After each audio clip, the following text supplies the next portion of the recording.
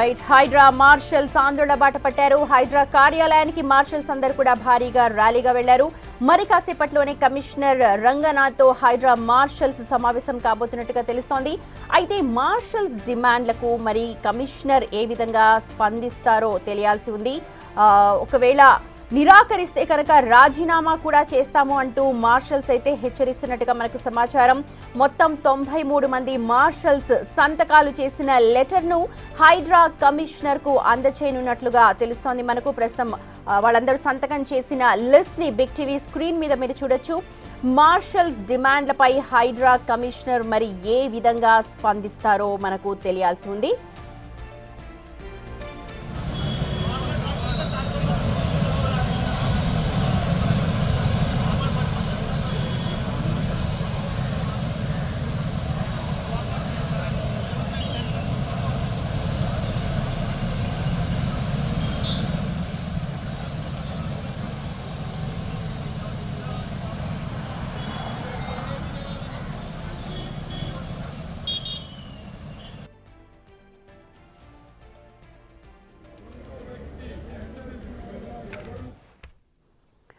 ప్రతిదీ శ్రవణ్ జాయిన్ అవుతున్నారు లైవ్ లో మనకు అప్డేట్స్ అందించడానికి. శ్రవణ్, ఉదయం మనం చూసాం దాదాపు 7,000 రూపాయలను మా జీతంలోంచి కోత విధిస్తున్నారు అంటున్నారు మార్షల్స్. అయితే జీవో విడుదల చేసిన మాట వాస్తవమే అని చెప్పి ఇటు వాళ్ళు కూడా అధికారులు కూడా యాక్సెప్ట్ చేస్తున్నారు. ఇప్పుడు రంగనాథ్ గారిని కలవడానికి వెళ్తున్నాం అంటున్నారు. వాళ్ళ డిమాండ్స్ ఏముండబోతున్నాయి? ఇది కాకుండా ఇంకేమైనా పెడుతున్నారా?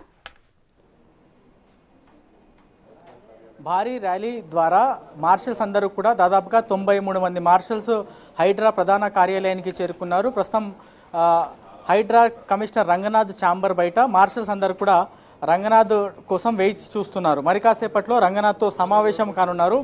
మార్షల్స్తో మాట్లాడేటువంటి అవకాశం ఉంది. ఇప్పటి వరకు మాకు 29,000 జీతం వస్తుండే, ఇప్పుడు 22,500 జీతం మాత్రమే ఇవ్వబోతున్నారు అని ఆర్డర్ వచ్చింది. సో దానికి అనుగుణంగా మేము నిరసనకు దిగాము అనేది మార్షల్స్ చెప్తున్నారు. ప్రస్తుతం మనం మార్షల్స్ అందరూ కూడా రంగనాథ్ కోసం ఎదురు చూస్తున్నటువంటి దృశ్యాలు క్లియర్గా చూడవచ్చు. ఇది ప్రజావాణి జరిగేటువంటి హాల్. ఇందులో దాదాపుగా అందరు మార్షల్స్ని లోపలికి అలౌ చేశారు. సో హైడ్రా కమిషనర్తో వాళ్ళు సమావేశం అయిన తర్వాత వాళ్ళు పడుతున్నటువంటి ఇబ్బందులు, వాళ్ళ జీతంకి సంబంధించినటువంటి ఇబ్బందులు, దాంతోపాటు వాళ్ళు ఇంకా ఏమేమి ఇబ్బందులు ఉన్నాయి అవన్నీ కూడా హైడ్రా కమిషనర్తో చర్చించబోతున్నారు. సో ఒక 5 నుంచి 10 నిమిషాల లోపల ఈ సమావేశం ప్రారంభం కాబోతుంది. సో హైడ్రా చేస్తున్నటువంటి యాక్టివిటీ డెమాలిషన్స్ కావచ్చు, చెరువుల పరిరక్షణ కావచ్చు, మాన్సూన్కి సంబంధించిన ఎమర్జెన్సీ డ్యూటీస్ కావచ్చు, లేకపోతే ఇతర డ్యూటీస్, కంట్రోల్ రూమ్కి సంబంధించిన డ్యూటీస్ కావచ్చు, ఇతర ఎవరైతే కొత్త వాళ్ళు హైడ్రాకు వచ్చి జాయిన్ అవుతారో వాళ్ళందరికీ విధులకు సంబంధించిన ట్రైనింగ్ కావచ్చు, అంతా కూడా ఇచ్చేది ఈ ఎక్స్ ఆర్మీయే. వీళ్ళని హైడ్రా ఆర్మీగా కూడా మనం చెప్పుకోవచ్చు. సో ఈ హైడ్రా ఆర్మీతో మరి కాసేపట్లో హైడ్రా కమిషనర్ రంగనాథ్ సమావేశం కాబోతున్నారు. 2 వైపులా చూడొచ్చు. ఆర్మీకి సంబంధించిన వాళ్ళు ఇక్కడ మాట్లాడతారు.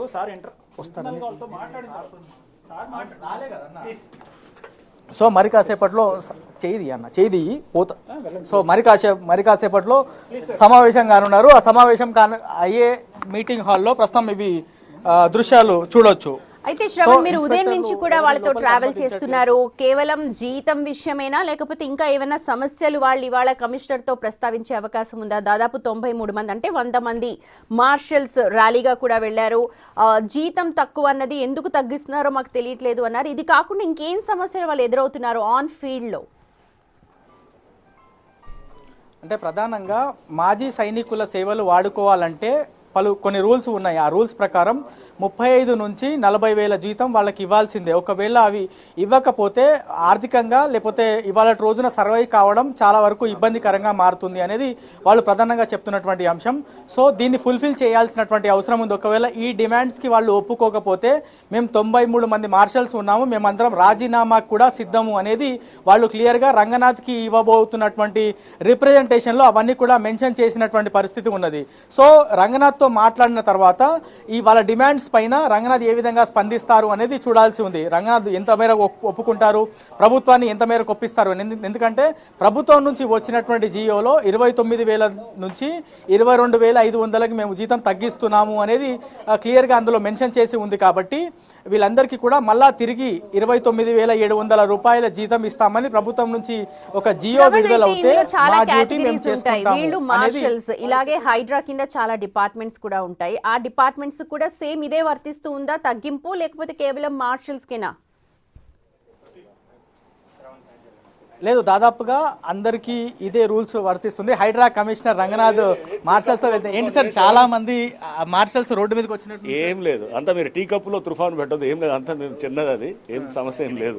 ఓకే సార్, ఇంత 22,000కి తగ్గించాల్సిన అవసరం ఏంటి సార్? మాట్లాడి నీకు చెప్తా, అంత అయిన తర్వాత నీకు మాట్లాడతా Shivan, don't worry. Okay, so మా వాళ్ళకి చెప్పేసి ఆల్రెడీ అందరూ ప్యాసిఫై అయిపోయినారు, ఏం లేదు, చిన్న వాళ్ళకి కన్ఫ్యూజన్ ఉన్నది, దాన్ని కూడా క్లియర్ చేసాము, అయిపోతుంది. Okay right. So HYDRAA commissioner Ranganath లోపలికి వెళ్తున్నటువంటి దృశ్యాలు క్లియర్గా చూడొచ్చు. వాళ్ళు మార్షల్స్తో ఆయన మాట్లాడబోతున్నారు. సో వాళ్ళ డిమాండ్స్, వాళ్ళ విజ్ఞప్తులు అన్నీ కూడా రంగనాథ్కి వివరించబోతున్నారు. ఇది పెద్ద విషయం కాదు అనేది రంగనాథ్ చెప్పేటువంటి ప్రయత్నం చేస్తూ మార్షల్స్తో సమావేశం అయ్యేందుకు ఆయన లోపలికి వెళ్ళారు. సో వాళ్ళతో దాదాపుగా ఒక హాఫ్ అన్ అవర్ వరకు సమావేశం జరగవచ్చు అనేది ఒక అంచనా.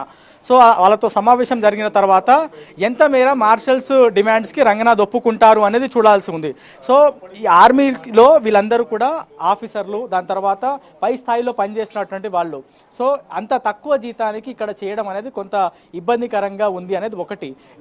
గతంలో ఈవీడీఎంలో ఉన్నప్పుడు కేవలం 8 గంటలు మాత్రమే డ్యూటీ చేయించే వాళ్ళు, ఇప్పుడు దాదాపుగా 12-14 గంటలు డ్యూటీ చేయిస్తున్నారు. ఒకసారి డెమాలిషన్ జరుగుతుందని ఒక ప్లేస్కి వెళ్తే అక్కడ 10 గంటలు కావచ్చు, 12 గంటలు కావచ్చు, 24 గంటలు కావచ్చు, ఇచ్చినటువంటి టాస్క్ని సమర్థవంతంగా పూర్తి చేసినటువంటి ఘనత హైడ్రాకి సంబంధించినటువంటి ఈ ఆఫీసర్లది, హైడ్రాకి సంబంధించినటువంటి మార్షల్స్ది. కాబట్టి దీనిపైన ఖచ్చితంగా హైడ్రా కమిషనర్ రంగనాథ్ ప్రభుత్వంతో మాట్లాడాల్సిందే. ప్రభుత్వం నుంచి ప్రత్యేకమైనటువంటి జియో 29,700 రూపాయలు పాత జీతం ఏదైతే ఇస్తుండేనో అదే జీతాన్ని కంటిన్యూ చేసే విధంగా జియో తీసుకురావాలి అనేది వాళ్ళు ప్రధానంగా డిమాండ్ చేస్తున్నారు. సో దీనిపైన ఏ విధంగా ప్రభుత్వం స్పందిస్తుంది అనేది రంగనాథ్ సమావేశం కంప్లీట్ అయిన తర్వాత ఒక క్లారిటీ వచ్చేటువంటి అవకాశం ఉంది. ఆల్రెడీ మనం దృశ్యాల్లో చూస్తున్నాం, రంగనాథ్ హైడ్రాకి సంబంధించిన మార్షల్స్ అందరితో కూడా మాట్లాడేటువంటి ఎక్స్క్లూజివ్ దృశ్యాలు మనము స్క్రీన్ పైన చూడొచ్చు.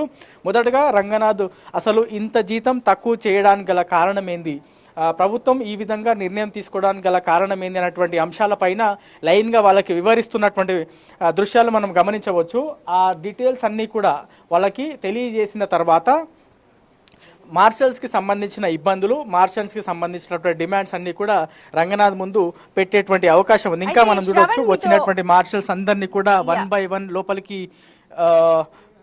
కమిషనర్ రంగనాథ్ మాట్లాడుతున్నప్పుడు ఇది టీ కప్పులో తుఫాన్ అని చెప్పి కొట్టి పడేశారు. అలాగే ఒక చిన్న కన్ఫ్యూజన్ అంటున్నారు. ఎక్కడ కన్ఫ్యూజన్ క్రియేట్ అయింది మార్షల్స్ కిను ఆ జియోకి సంబంధించి? ఎస్, అంటే ఇది రీసెంట్గా మేబీ ప్రభుత్వం దగ్గర నుంచి జీతాలకు సంబంధించి, మ్యాన్ పవర్కి సంబంధించి ఆ ప్రతిపాదనలన్నీ కూడా రాసి పంపివ్వాలని హైడ్రాకి మేబీ ఒక నోటు వచ్చినట్టుంది. దానికి అనుగుణంగా హైడ్రా దగ్గర నుంచి వీళ్ళకి ఇంత జీతం ఇస్తే సరిపోతుందనో, లేకపోతే ఇంత జీతం ఇస్తే బాగుంటుందనో ఒక ప్రతిపాదన వెళ్ళినట్లు ఉంది. అంటే ఇది కేవలం వార్త మాత్రమే, అంటే చక్కర్లు కొడుతున్నటువంటి వార్త మాత్రమే, దీనిపైన ఇంకా అఫీషియల్గా క్లారిటీ లేదు.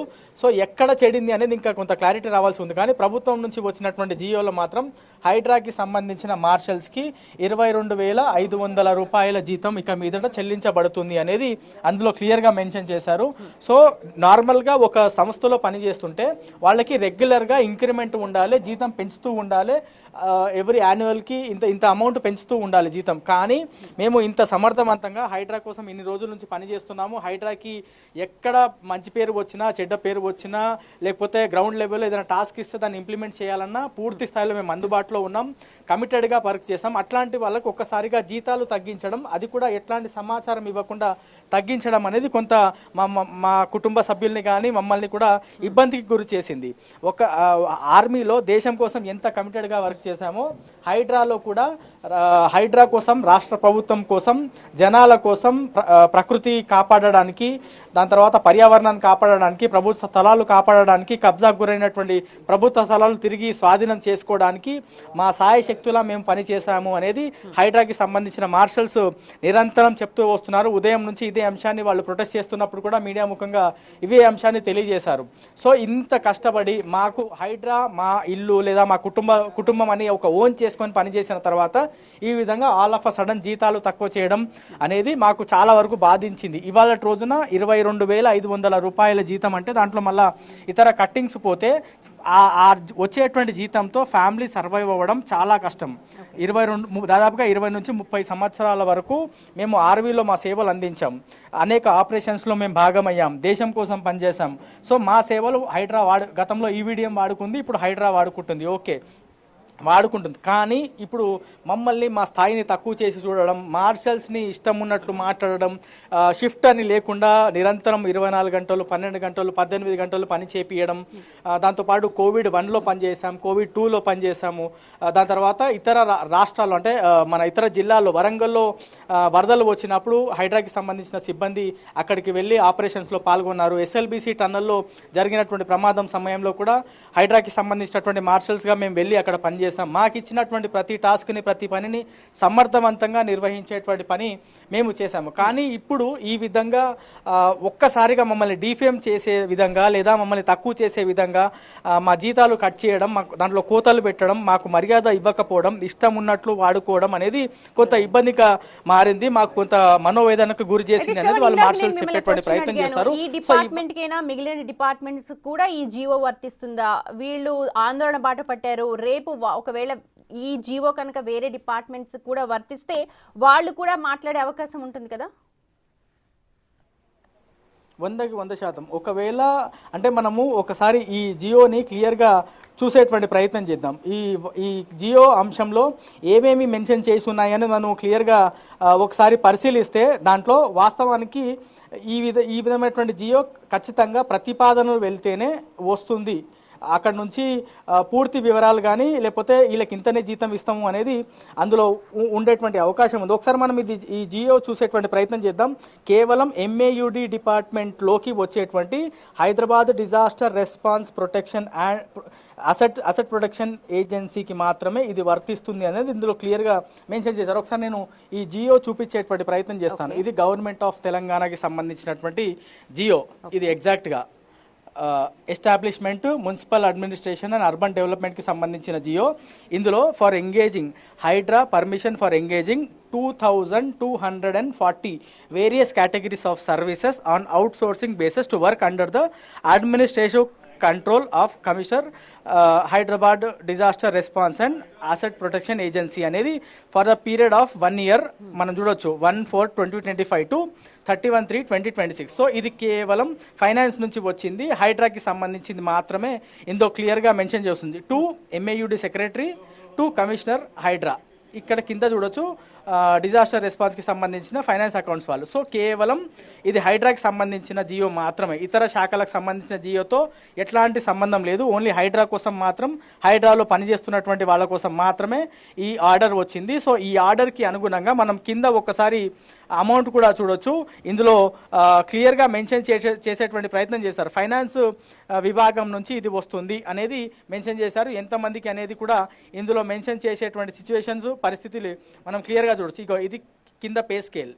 సో హైడ్రాకి సంబంధించి ఇటువైపున డిఆర్ఎఫ్ మేనేజర్ 22,750 ఇది ఎగ్జాక్ట్గా.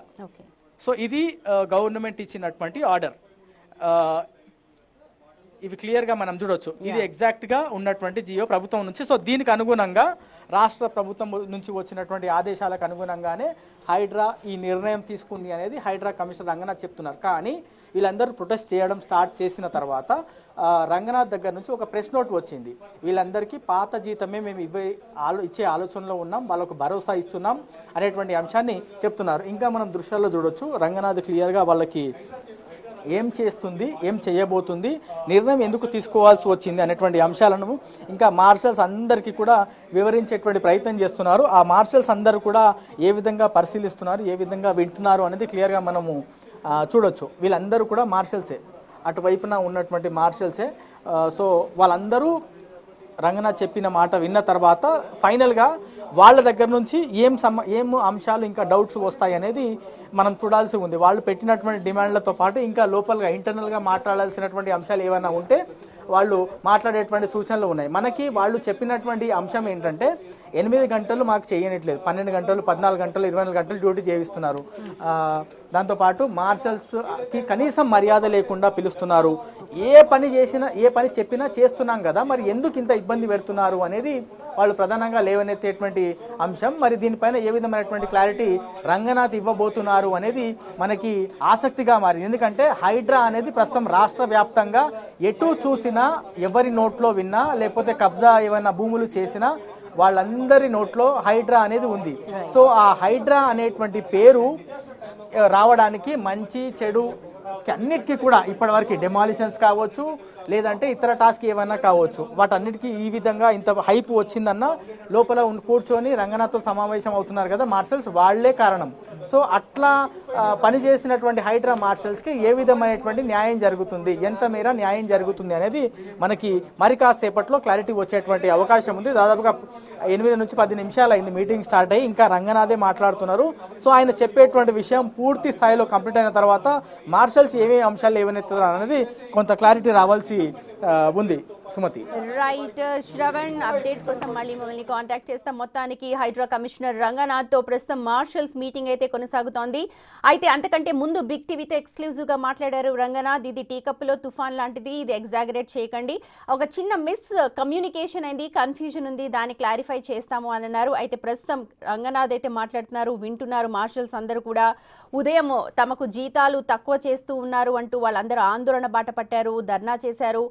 ర్యాలీగా కమిషనర్ రంగనాథ్ ఆఫీస్కి బయలుదేరారు, హైడ్రా ఆఫీస్కి. ప్రస్తుతం మీటింగ్ అయితే కొనసాగుతోంది. దాని సొల్యూషన్ ఏముండబోతోంది, ఎలాంటి సొల్యూషన్తో ఇప్పుడు బయటకు వస్తారు అన్నది మనకు కూడా మరికొద్దిసేపట్లో తెలిసే అవకాశం ఉంది.